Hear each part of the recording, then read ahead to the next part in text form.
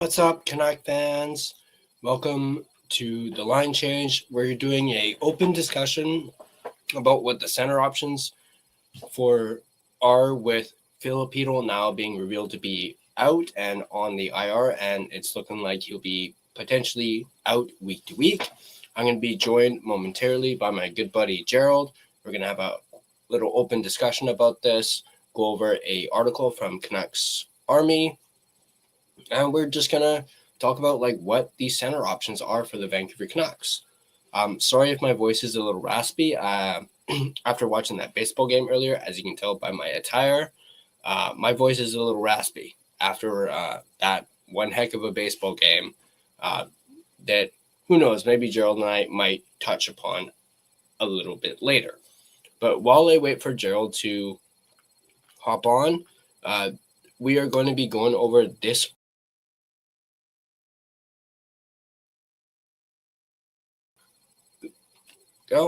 article in particular from Canucks Army. Basically, it's asking the question: what are the Canucks' options to withstand the loss of Filip Chytil at center? We're going to go over some options that is listed on here. Gerald and I might give our own options as well on top of that. And also, we're going to be talking about, obviously, the roster moves that were made earlier today by the Vancouver Canucks, with the call-up of Joseph Uppbeat, Tom Wielander, as well as Nils Aman, them being called up, and then, of course, Victor Mancini being sent down. We're going to be talking about that as well. And this is just a open discussion that we're going to have when it comes to the Canucks' center depth and their center options, as it's obviously a intriguing topic as the Canucks play tomorrow against the Pittsburgh Penguins. And obviously, Canuck fans are curious and wanting the Canucks to continue their winning ways on the road. And obviously, a big wrench was thrown into those plans with the injuries to Chytil and Lekaramäki, as well as Bluger. It's looking like Bluger will be out for tomorrow. So it's looking like, and that is likely the reason why Nils Aman was called up by the Vancouver Canucks.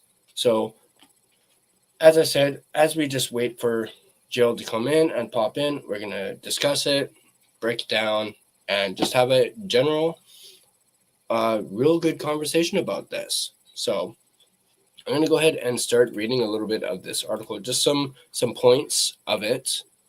Not going to read the whole thing, but I'm going to point out some of these lines right here, as you can see right here.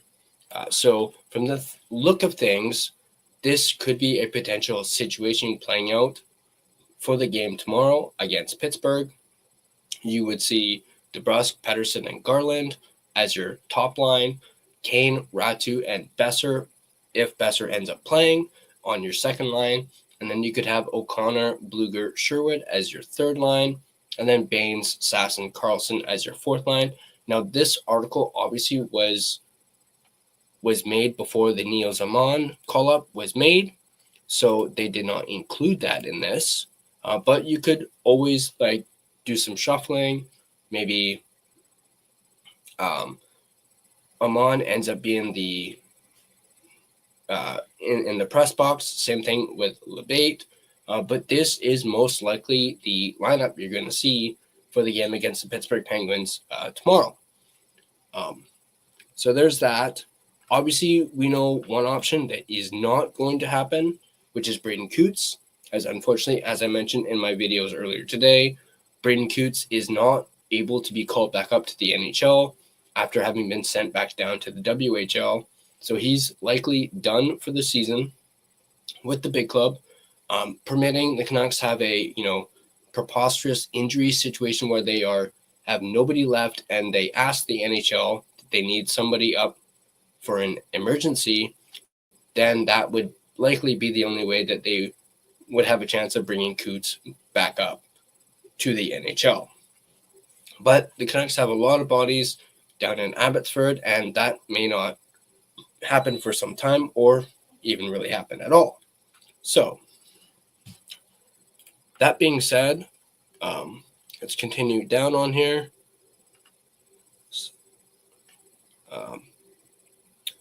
obviously Mancini was sent down, so unfortunately, he has to play it in Abbotsford. Oh, Gerald's with us, so I'm gonna quickly bring him in. What's up, buddy? Hey, how's it going, Ty? Not bad. I was just Sorry, I'm a going little late. through. All good, man.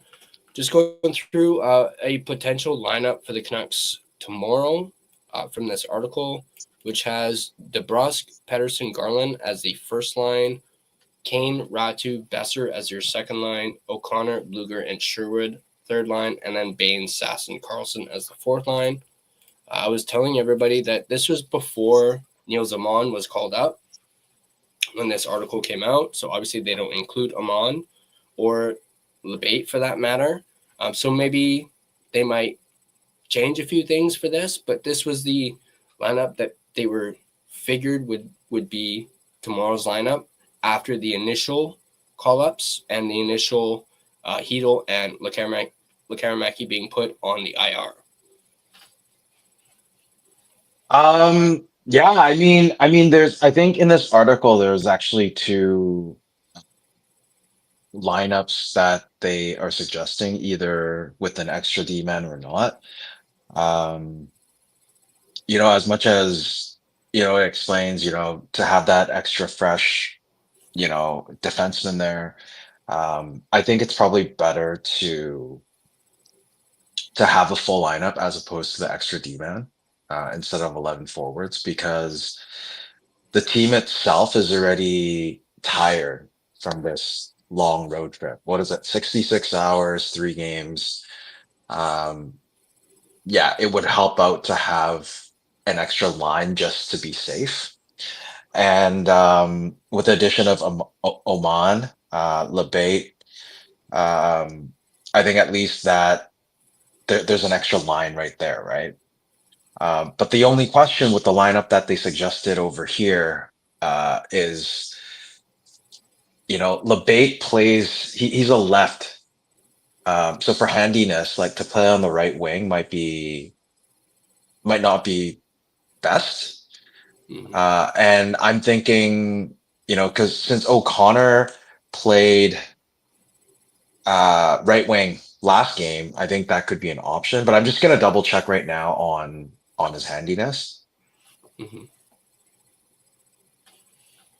But what do you think? I'm kind of agreeing with what they have here on this article. Obviously, I haven't really taken into account Amon or Lebate. Um, Yeah. but I guess it also depends on whether or not Besser ends up playing tomorrow. Um, that's the one real like caveat that's we're still unsure of. As I haven't really said, he's good to go for tomorrow. But I imagine if Besser doesn't play tomorrow, then I would assume Amon or Lebate would factor in if Besser's not in the lineup tomorrow. No, I think either way, Oman's going to be in there. The only sort of up in the air right now would be Besser, and because that's where the logjam would be. So I think we were just at the Canucks After Dark stream, and Clay was also saying like Besser would slot in for Lekramaki, who was slotting in for Besser. So that would be the best case scenario. And I feel like whatever Besser is going through, this is just personal opinion and how I um, think is going to happen tomorrow is that Besser does come back and play. He might not be 100% in terms of whatever he's dealing with, but at least we have an extra body there. It's kind of like having defensemen eat up minutes, right?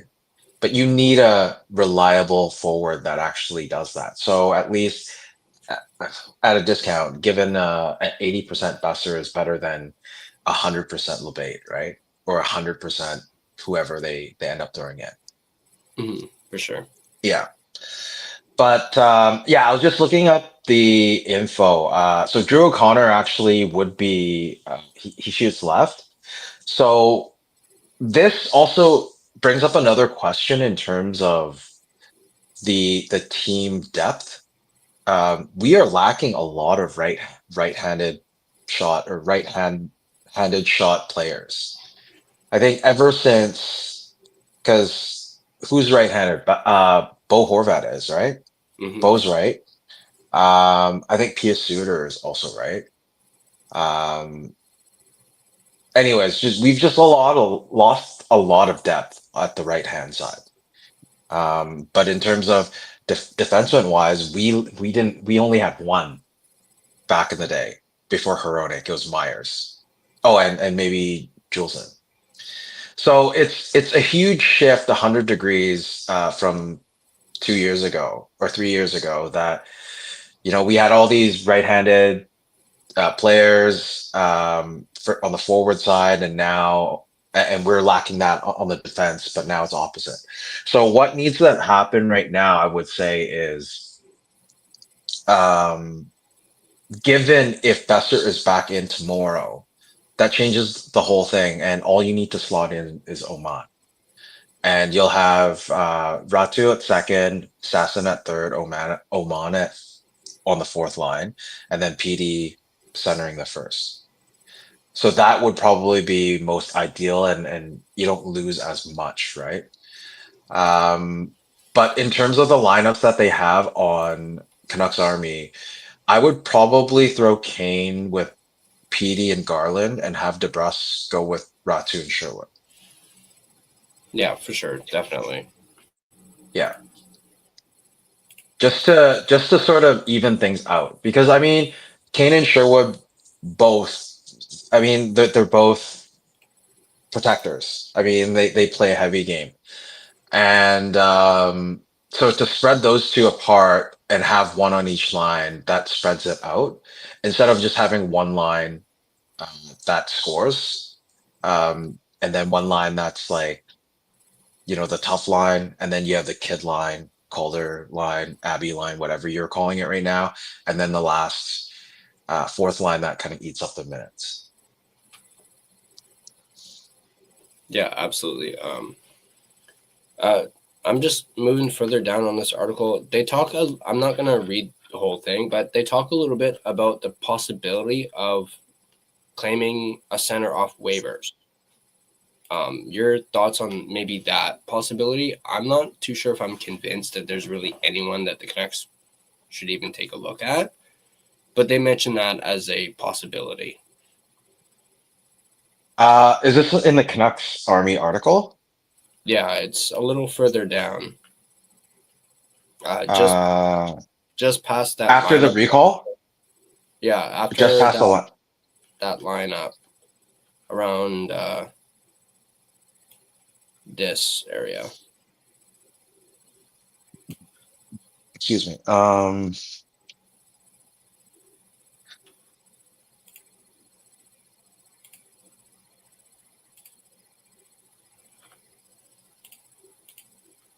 Okay.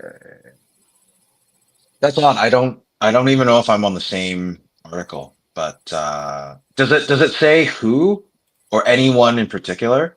It just has one name that someone at Canucks Army, Tyson Cole, who's actually at the watch party, uh, recommended. Hendrix Lapierre, who ironically plays They for the just Washington played for Capitals. Washington Capitals. Yeah. Yeah, that's just one name that was mentioned. I don't think there's Yeah, any but other. he wasn't waived though. Um, yeah, it doesn't say anything about him being waived, but he could potentially find himself on waivers. That's what I'm assuming that they're mentioning with this.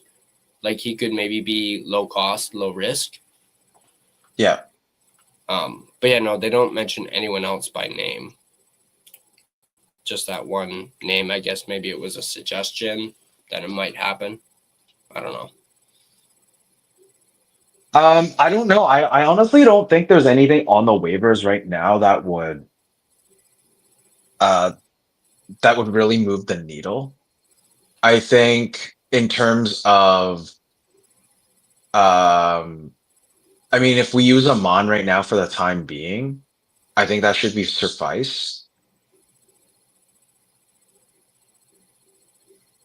Instead of going out. I mean, if something does pop up, great, but I don't foresee anything like that happening in the next couple of weeks or in the next month, because teams right now are still, they're not even at the 20 game mark, right?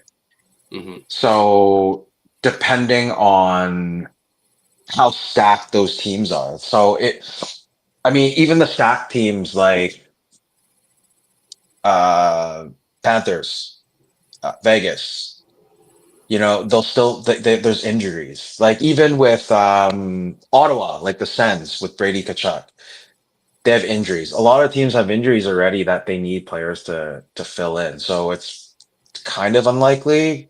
I mean, I'm not saying there's no possibility, but if there is, great, pounce on it. But at this point right now, I don't think anyone's really going to make any moves until at least, let's say, the 15 game mark, the 20 game mark. Like it's about Thanksgiving, American Thanksgiving. So mid November. And from now until then, I think the Canucks should really stay pat, given the circumstances that they have. I mean, Bluger might be back for the Nashville game because he's actually still with the team. Hmm. Then that pretty much solves the problem. And if Besser is back, then pretty much the team looks okay. But to have two lines of AHL players playing for your big club right now, that makes me a little nervous. Yeah, for sure, definitely. But yeah, I completely agree. I don't think the waiver wire is where the Canucks should head, especially with how limited cap space they have. Um, and I think it's like what you just said. They should stand pat. They should save whatever cap space they have. I think Parker mentioned they have like 2,500 or something like that, which is not a whole lot. And they should just No, save that. Save but like. that's the point, because I mean, with all the moves that happened today, I think even with your videos, the main point, like a lot of people wondering why Mancini was sent down, and when he was playing, he was playing good, like he was noticeable, and um, you know, for a third line yesterday, was it yesterday? Yeah, like it was absolutely fine. So why was he sent down? It was mainly for a cap reason, and so right now they're trying to get as close to to the cap to the cap max at 95.5 million, just so they can have that extra, like, now that Niels Hoglander is on LTIR, that is when the magic happens, because you can use that $3 million, right? Mhm, yeah. And with that added on, tacked on for it's a daily accrued cap space. So by the trade deadline, with that there, you have extra cap space to go sign or trade for someone that's more than what you would have been able to do in the off season or at the beginning of the season, right? Yeah. Yeah. I ended up watching some videos like talking about like the salary cap, and I think it was actually even Clay's video, and it really got me understanding. Like, yes, at first, them sending Mancini down, I was like, wait, what? And then I looked into it, read a couple more articles, talking about salary cap and trying to maximize the cap, and I was like, oh, okay, now it makes more sense. But Yeah. what didn't really make sense was to bring up Schuld and then send him back down. I haven't actually done the math, but I think because of uh because like the cap hit on Schultz, I haven't looked at it. Or it was to do with them needing extra forward. Actually, no. So here's the thing. They instead of Schultz, they got Willander. Hmm. So because Willander, um, I don't know how, like, because everything has to go in sequence, right? So everything that they did had to be done before they placed Niels Hoglander on LTIR. So once that's done, Niels Holglander is on LTIR. Then it stops secure, like it gives them that extra $3 million, right? So when Schultz was sent back down and Willander came up, because Willander's contract or cap hit is actually a bit higher than Schultz. So they have that opportunity to use Willander because they can't use Mancini because he has to play one extra game in NHL before coming back to the NHL. So with that said, I mean through training camp, there was so junior DPD Mhm. and there was Mancini and Willander, these three, right? They ended up sending Willander down first and then Mancini. Or actually, no, Mancini and then Willander. So they actually like these three. So DPD Junior is already on the roster. So it's of the two, Mancini and Willander, that they want to come up to the big club. And with Mancini being locked to AHL to the Abbey Canucks for at least a game, that was their opportunity to bring up Willander, if that makes sense. Yeah. Yeah. So I mean, in terms of the cap space now with the LTIR, this is all from like my assumption right now. So I mean, whoever is watching, don't quote me on this. I've do a bit more research before jumping on these streams, but that is my take on it, on how the reasoning for Schultz going up and down. Mhm. Yeah, that certainly makes sense. Like I said, yeah, I was like questioned it at first. Like you brought him up, and then you sent him down, and you essentially replaced him with Willander. It has to do with like maybe whatever their cap hits are. I don't know what Schultz cap hit is off the top of my head, or even like Willander's for that matter. But I So no. believe So in terms of cap hit, I'm pretty sure. Um, for Schultz, it would be Min. So it'd be the 775.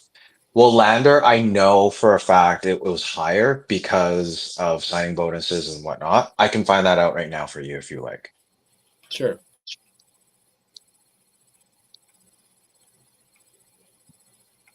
But yeah, I think that is the reason um, for those ups and downs.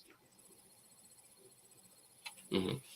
So right now, the projected cap space is 25,573 projected cap space, and then current cap space is 27,430. And let's see here. I mean, if you go to what is it, Puckpedia, you could probably pull it up on the screen. Yeah, let me just quickly do that. Yeah, so Joseph LeBate is 775. And then on defense, P.O. Joseph also 775, and also Jimmy Schultz is 775. But whereas Willander, if he was up in the big club, he would be at, let's see here, 950, 950K.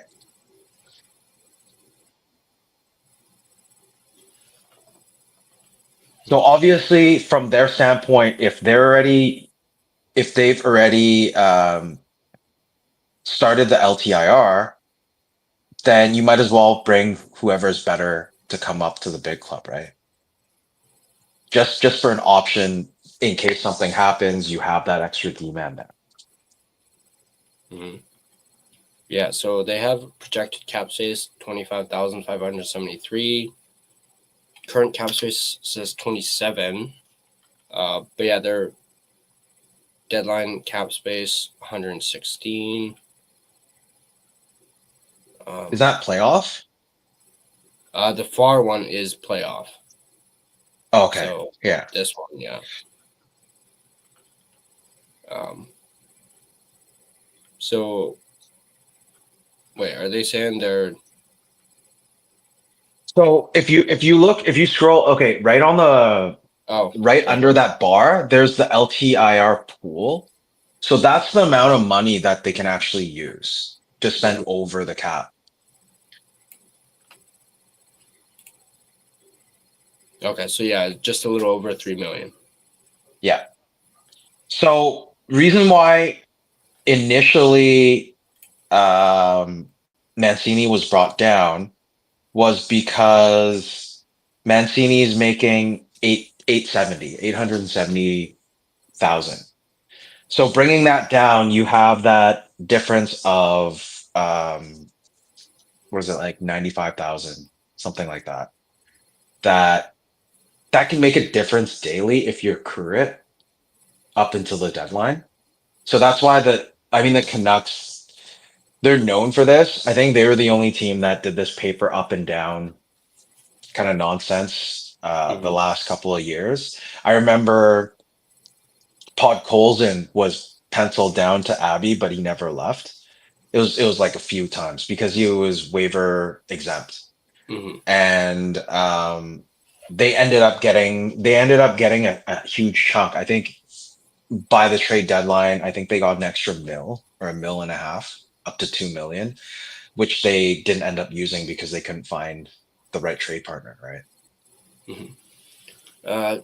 We got 14 people watching us. We got some people in the chat, and it's Harry.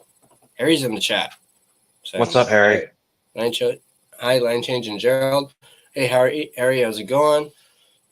Glad that more people have joined. I know it was a bit of an impromptu time just before Canucks After Dark was ending.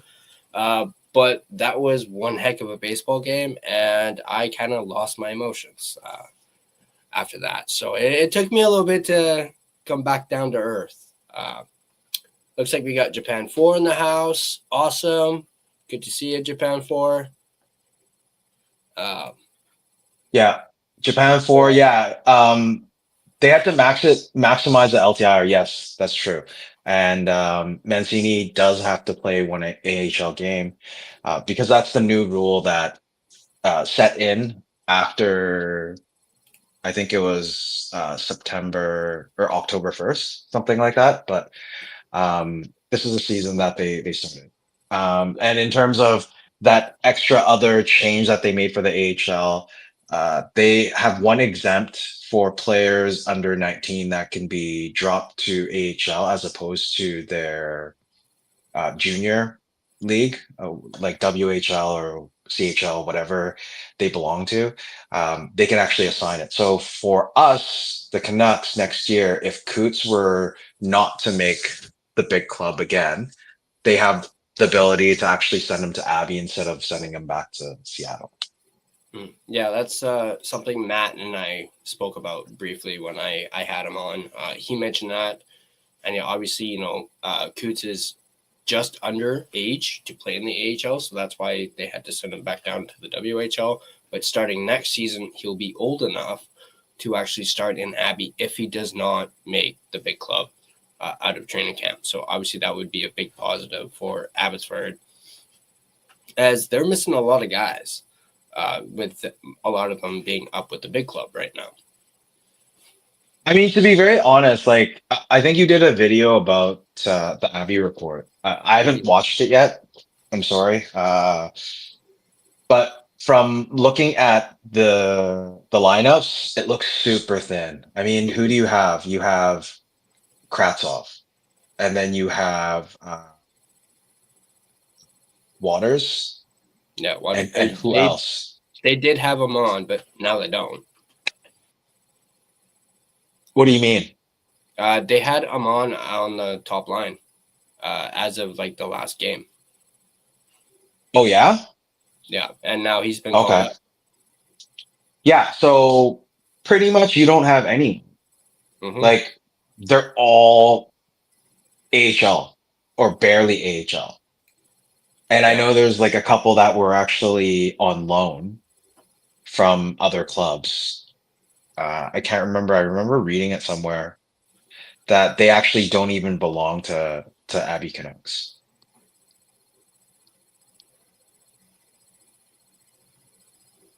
Japan 4's got a good comment here. Funny how we were the team who always paperworked our players, and the NHL changes the rule. Would it have changed if other teams did it? Well, I think they did it. A big reason is because of those gosh darn Vegas Golden Knights, as well. I think No, no, that's no, one no, no, reason. no, no, no. That's a different one. That's a different story. Because the Knights had the LTIR issues, and people Mm-hmm. were complaining that they had an advantage because the player it's usually Mark Stone. I think it happened 2 consecutive years. He ended up on LTIR right until the last couple of games of the season, or Yeah. just past the end of the season, and he gets activated afterwards, so it doesn't count towards the cap. So they had an extra 10 million in players that they used for the playoffs. The Lightning also did that a few years back. Mm-hmm. So that was something that they had to crack down on. But in terms of papering up and down, I think, Oh yeah, yeah, you're right. yeah, That's different. I think Canucks were one of the teams that did it the most, but other teams have also done. On that, Mark Stone. Now, guess who's on LTIR right now? Mark Stone. And I only say that because I have him in, I think, both of my fantasy leagues. So I'm kind of pissed off about that because I had to go in and do some maneuvering. I think I even picked another Vegas Golden Knight player just because I needed someone to play tonight to take his spot. Can't remember who I went with. May have been Jeff, actually. He was injured. I thought he was supposed to be playing today He was against Carolina. Yeah, I think I got a late notification saying he was, day to day, and then earlier today he was labeled as out. I think they're saying like a wrist issue or something. Oh, so he's not on LTIR. He's day to day. I think he's on LTIR now. No. No way. Okay, let me take a look at this.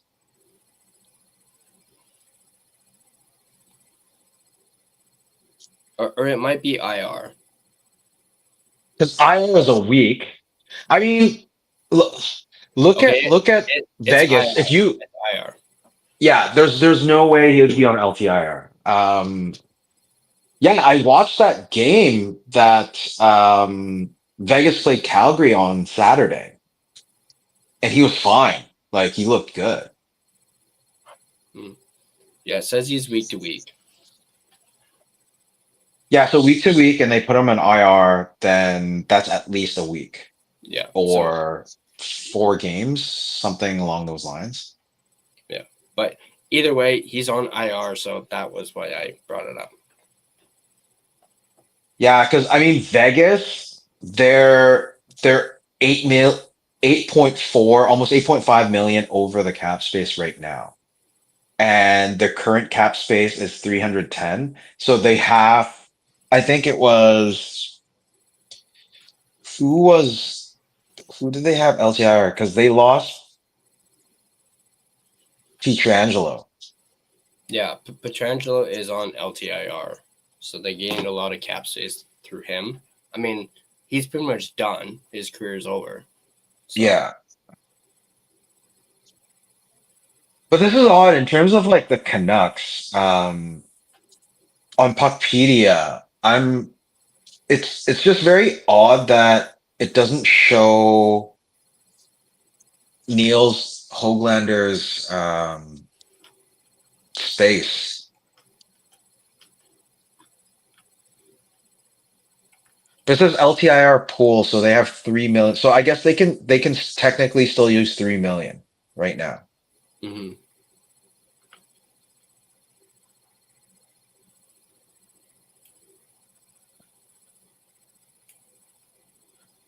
Like, are you saying you can't see it on the Puckpedia website? Because no, just on top. Oh, on top. Okay. Just on the top, the number, because it should actually say the current cap space should be more than that. It should be the 3 million. Okay.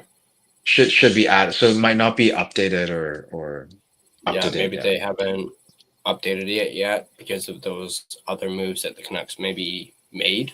So maybe they're just waiting to see if there's any more moves. Not that I think there will be, although Sat Shaw did send out a tweet saying there could be more moves, tomorrow as in Tuesday, but this was before they called up Amon and Wielander. Yeah. So we'll have to take a look at that. But in terms of let's see here. Tranfor's still here. Wow. Okay, cool.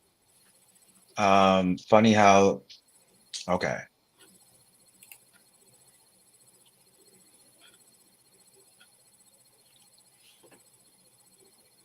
Um, yeah. So yeah, in terms of the lineup tomorrow, I mean, for me, I personally think that, um, I don't know. I have a feeling that Besser's gonna be playing. Mm-hmm. Yeah, definitely. Or at least I hope.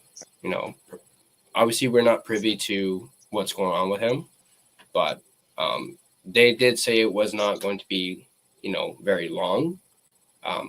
They were very vague with that. So like you said, I hope he's back in the lineup tomorrow, and definitely help alleviate some of that, I guess you can say, pressure that's on the Canucks right now for when it comes to their lines, because it's a bit of a jigsaw puzzle right now. Yeah, because without Besser right now, the problem that we just talked about is the lack of right hand shot players. Because right now itself, I mean, with exception like the power play yesterday was kind of weird because you had Garland and Sherwood on there on PP1. And instead of separating the two, like to have two different right wings on two different lines, they had both of them in and then they actually scored the goal. So to actually have right wings on the team would change the face of the whole team dynamic. So, I mean, in terms of waivers, if they're able to pick up some right-handed shot, I don't know, it doesn't matter what kind of right-handed shot player. As long as you get more of them, I think it would help. And in terms of facilitating a trade of some sort to get a right-handed um, player, doesn't matter forward, defensive. Obviously, it's best if it was a forward. Could really change the whole Canucks lineup like dramatically. Absolutely. I think that's actually a good spot to end. I just noticed we're at almost 40 minutes and Clay's on right now. Yeah. So we're gonna move on over to Clay's. Clay's doing an open house tonight. So for anyone watching here who isn't aware of Canuck Clay, he's a good friend of both of ours. Has his own channel, Canuck Clay. He's doing an open house tonight, so where you can actually jump on yourself and talk a little Canucks. I'm gonna try and jump on, and I don't know if you heard at the beginning, but my voice is a little raspy from watching the baseball game earlier. I can't be too loud now because my wife is sleeping in the other room. Yeah, I got mine on. I just have it on backwards. So yeah, I can't be too loud because my wife is sleeping in the room next door and she's very under the weather. So don't want to wake her up. But yeah, this has been great. Went a little longer than I had planned, but I thought this was a great topic. Discussing the options for this jigsaw puzzle that the Canucks have found themselves in. Let us know in the comment section down below what you guys think. Actually, Japan Floor just had a really good point that we didn't really bring up real quick, but could this potentially lead to maybe a trade before the end of the month? I guess we have to wait and see how long for sure Chytil and Lekarmaki are out. It's like, I think what you even mentioned this, Gerald, is you don't want to rush into a trade and then overpay or, make the wrong trade. Even though I know Patrick Oveen said today he's looking at options. But at the same time, you don't have a whole lot of cap space and you don't want to maybe risk it. I did say maybe by December, maybe the earliest is we could see a potential, like the gears start moving on a potential trade. I mentioned that to Matt. when I had him on, and he said that's probably the earliest we might see it. But maybe more into January is when we would see maybe a trade. I mean, typically the Canucks have made moves just before the end of January. I mean, that's when the Bo Horvat deal happened. That's when JT Miller was traded. Um, but I don't know. I have a feeling that depending on the center depth, on Teddy Bluger, on Chytil, um, I could probably see a trade happening by the end of November. It's just a feeling that Yeah. something like that could happen. Especially if Hito's going to be out long term. Like that hit, it was more towards the body than the head. But these injuries, the way he was hit, it was pretty much like shell shock. Like it will get to his head, right? So if that one, he's gonna have nightmares, to be honest, after that hit. And even if he's cleared for it, I think he's gonna have PTSD for that. Oh yeah. So there is a chance that they will be looking, but they'll obviously put themselves in a position where they're like, yeah, we're doing fine. We don't really need it. But if you're offering, then we'll take it. Because you don't want to be with trade partners that see you at a weakness right now. Like you're needing this. Okay, we're gonna fleece you. Yeah. And if you put yourself in that position, it's not gonna work out. We're gonna lose assets. Abby already looks super thin. We don't have our third this year, and I think we only have our first, second, fourth, and fifth. We don't even have a sixth or seventh. So we need to recoup some assets when Hogs comes back and fill the cupboards, and also somehow magically find more right-handed shot players. That's my take for now until after Thanksgiving. Yeah, for sure. All right. Well, that was a great discussion. Hopefully, we'll have more of these. Are you going to be good for a post game tomorrow? I actually can't tomorrow. I have Okay. I have basketball, so not tomorrow's game, but Okay. Thursday after Nashville we can hop on and do another, and I'll Yeah, try sure. to make some notes for that, and hopefully everyone who's watching, you know, likes this kind of Mhm. dynamics. Me and Tyler doing this, kind of working off of each other. I mean, if you like it, if you don't like it, leave some comments down below. Let us know. At least we know what to change, or me not coming back anymore. But thanks for having me I don't know again, about Tyler. I that. appreciate it. Yeah. Well, Um, our last one got over 100 views, so that's great. it's doing something, That right? sounds Yeah. at least it's moving the needle a little bit. So, Yeah. actually, I just wanted to show you something. This is my Jays hat, and this is actually, if you can see it, two-time World Oh Series champions. Hopefully, that becomes three. yeah. And Hmm. I actually had it customized Oh, nice. with my initials. But yeah, Jays won today. It was such a man. It got me like just before Springer hit that home run. I was just like, man, I hope they're not like the Leafs. This is game seven. Uh, but Springer got it done, and World Series, and now it's a different game, and I think Bo is good to go. Um, so hopefully they have a full lineup, and the Jays do well on Friday when the series starts in Toronto. Um, and we'll probably see you on Thursday before that. But Yeah. thanks for having me on again, Tyler. And I guess we'll see each other on Thursday. Yeah, for sure. I guess I'll be going solo, which is fine tomorrow. And then we'll have Gerald back on Thursday, and then we'll see going forward after that. Thanks for coming on, Gerald. Appreciate it. Clay away. So thanks for watching, guys. Appreciate it. Appreciate all the support. Appreciate if you guys like this, hit hit that like button, hit that subscribe to see more content from Gerald and Tyler. I'm sure we'll come up with a cool nickname down the line. But yeah, no, if you guys enjoyed this, hit that like button, hit that subscribe, and we'll see you guys next time. Peace.